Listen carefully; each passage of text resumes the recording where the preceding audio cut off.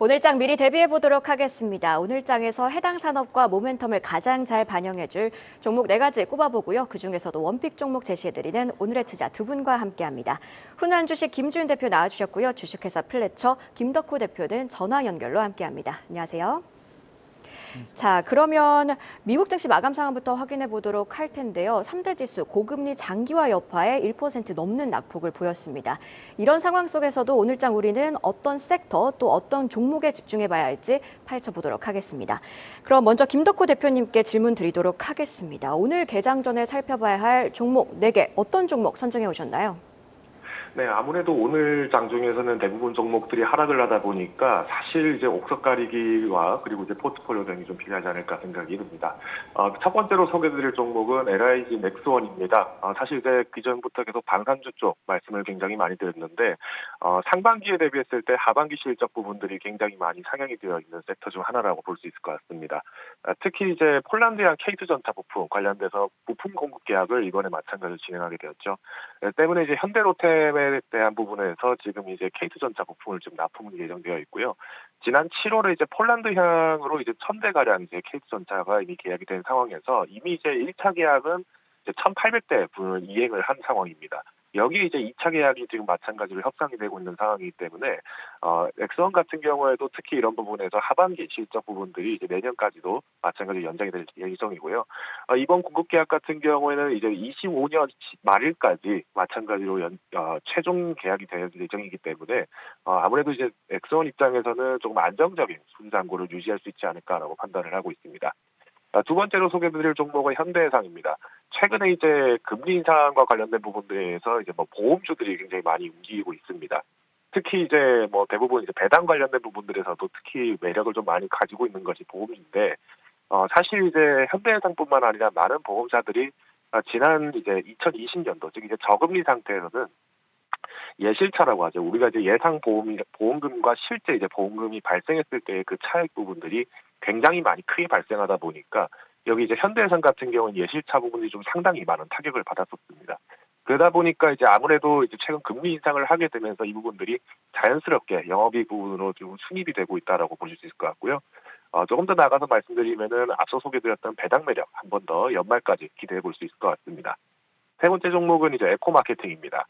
사실 이제 마케팅 분야라고 하면은 이제 지금 겨울이 다가오고 있기 때문에 실제로 이제 광고 산업 같은 경우에는 겨울 시즌이 오히려 이제 산업상 봄에 해당됩니다. 즉 이제 본격적으로 내년 시즌에 대해서 마케팅을 준비를 하고 있는 입장이기 때문에 에코 마케팅이라든가 재해기획 같은 부분에서는 외국인들 매수가 조금씩 유효하게 나타나고 있는 것이 확인되고 있고요. 다만 이제 에코 마케팅은 이제 대표가 이제 마찬가지로 대량으로 물량을 내어놓다 보니까 여기 이제 주가 하락이 지난 8월 달에 있었습니다. 다만 여기에 대해서 마찬가지로 이제 대표분께서도 지금 저평가에 대한 부분들에 대해서 지금 실질적인 M&A 강화를 위해서 노력을 하고 있다라는 부분들, 그리고 현금 확보를 통해서 비즈니스 부스팅에 지금 본격적으로 나서고 있다는 부분을 좀 살펴보시면 좋을 것 같습니다. 여기 이제 에코 마케팅 같은 경우에는 이제 다른 기획사들, 광고사들과는 좀 차별점이 있다면은 비금융 중심의 고객사들을 많이 확보를 했기 때문에 특히 이제 3분기부터는 또 이제 미국의 메타와 또 협력 강화가 또 진행돼 있었죠. 최근에 이제 트위터와 메타 부분에서의 어떤 SNS 전쟁이 또 펼쳐지고 있는 가운데서 에코 마케팅 활력이 한 번 더 보실 수 있을 것 같습니다. 마지막으로 소개드릴 종목은 더네이처홀딩스입니다. 의류, 패션 업종이라고 하면은 이제 어떻게 보면 중국의 유커들이 돌아오는 부분들에서 기대를 많이 하셨을 것 같은데, 오히려 이제 더네이처홀딩스 같은 경우에는 해외 사업 가동 부분에서 조금 본격화가 되어 있다라고 말씀드릴 수 있을 것 같습니다. 특히 이제 글로벌 패션 그룹이었던 패션 그룹인 베스트셀러와 마찬가지로 중국의 지금 VC, 그러니까 합작법인을 설립을 이미 했 상황이고요. 여기에 이제 내셔널 지오그래픽 어페럴 같은 경우에도 이미 이제 설립 이후에 최초 목표를 달성을 한 상황입니다. 추가적으로 이제 지금 이제 지분 인수를 통해서 이제 가지고 있는 자회사 배럴 같은 경우에도 코로나 이전 실적을 다시 회복을 하고 있는 시점이기 때문에 의류 패션 쪽 부분들에서는 아무래도 더네이처 홀딩스가 다시 한번 좋은 실적을 나타낼 것으로 기대하고 있습니다. 네, 김덕호 대표님의 원픽 종목은 잠시 후에 만나보고요. 이번에는 김지훈 대표님께 질문 드리도록 하겠습니다. 어떤 종목 꼽아오셨나요? 네. 첫 번째는 롯데 정밀화학입니다. 화학 업종은 뭐 굉장히 업황이 나쁜 거는 이미 다 알고 있는 사실이고요. 그럼 화학 업종이 전부 다 나쁜 것은 아닙니다. 화학 업종 내에서도 역시나 스페셜티 소재 쪽을 하는 부분에 대해서는 좀 기대감을 갖고 있다고 보는데요. 롯데 정밀화학은 역시 스페셜티 소재 쪽에서 기대감을 갖고 있습니다. 3분기를 저점으로, 그러니까 아마 3분기까지도 실적이 상당히 좀 부진할 것으로 예상하지만 3분기부터는 이 그린 소재 사업부에서 상당히 영업이익 실적이 대폭 상승하면서 하반기 실적을 그린 소재 사업부가 견인할 것으로 보고 있습니다.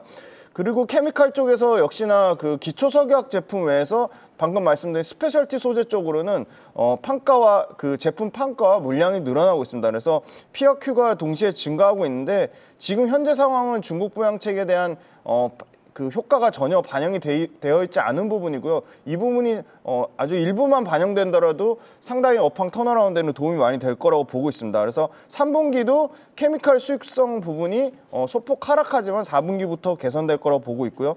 그 에피클로로 하이드린 ECH라고 하죠. 이것도 플랜트 가동률 축소되고 원재료인 프로필렌 가격 상승 부분이 있었지만 그 부분도 하반기부터 완화될 것으로 보고 있습니다. 그래서 그린 소재를 바탕으로 그다음에 특수 스페셜 케미칼 소재 쪽에서 실적 개선이 나오면서 지금 그린 소재 사업부의 영업 가치만 지금 한 2조 정도 밸류를 받고 있는데 이미 시가총액을 상회한 정도 수준이기 때문에 롯데 정밀화학은 밸류에이션 상에서는 상당히 부담이 없다, 그렇게 말씀드리겠습니다. 그다음에 두 번째 종목은 S오일인데 S오일도 3분기를 기점으로 급격하게 좀 턴어라운드를 좀 보이고 있습니다. 지금 굉장히 계속 주가도 부진하고 유가도 계속 빠졌는데 최근에 유가가 올라오면서 이 S오일 같은 회사들에 좀 관심을 가질 수밖에 없는 거고, 물론 선진국제에서 수요가 안 좋은 건 사실입니다만 그 이머징 마켓 쪽에서 견조한 수요를 바탕으로 S오일도 상당히 지금 그 공급 부족 상황이 좀 이어질 거라고 보고 있고요. 그리고 사우디의 그 오펙 플러스를 포함해서 감산을 12월 말까지 연장하기로 발표했습니다. 그래서 유가가 여기서 크게 더 오르기도 어렵겠지만 크게 더 빠지기도 어려울 것으로 보고 있습니다. 그래서 유가가 그 정제 마진 일정 부분 수준으로 개선이 되면 당연히 여기가 갖고 있는 뭐 파라자일레드라든지 특수 기초석유학 제품들의 스프레드 마진이 확대되는 구조로 보고 있습니다. 그래서 정제 마진이 3분기에 고점 찍고 4분기에 하향 안정화될 것으로 예상하지만 그렇게 또 큰 폭으로 빠지진 또 않을 것이라고 예상을 하고 있습니다. 그래서 과거 대비로는 높은 정제 마진 레벨을 유지하면 당연히 S오일은 마진 구조가 좀 좋아질 수밖에 없다, 그렇게 말씀드리겠습니다. 그다음에 이제 네 번째 종목은 BHI인데요. 대한민국 탄소 중립 목표 달성을 위해서 현실적인 대안으로 재생에너지 외에 원전과 수소를 원전과 수소 같은 고효율의 무탄소 에너지를 확대하겠다고 지금 윤석열 대통령이 밝힌 바가 있습니다. 그래서 2050년까지 사용 전력의 100%를 신재생에너지를 충당하는 아리백의 대안으로 무탄소 에너지 확산이 앞장서겠다고 했기 때문에 이 수소와 원전 쪽이 상당히 좀 주목을 받을 것이라고 보고 있고요. 그다음에 아주 장기간 동안 진행됐던 웨스팅하우스의 국제 그 소송권에서 한수원이 지금 승소를 했습니다. 그래서 그 부분 관련돼서도 당연히 BHI가 좀 수혜를 받을 수밖에 없다, 이렇게 말씀드리겠습니다. 네, 그럼 다시 김덕호 대표님께 여쭤보도록 하겠습니다. 앞서서 LIG 넥스원, 현대해상, 에코마케팅, 그리고 더 네이처 홀딩스를 선정해 주셨는데요. 이 네 종목 중에서는 어떤 종목, 원픽 종목으로 꼽아주셨나요?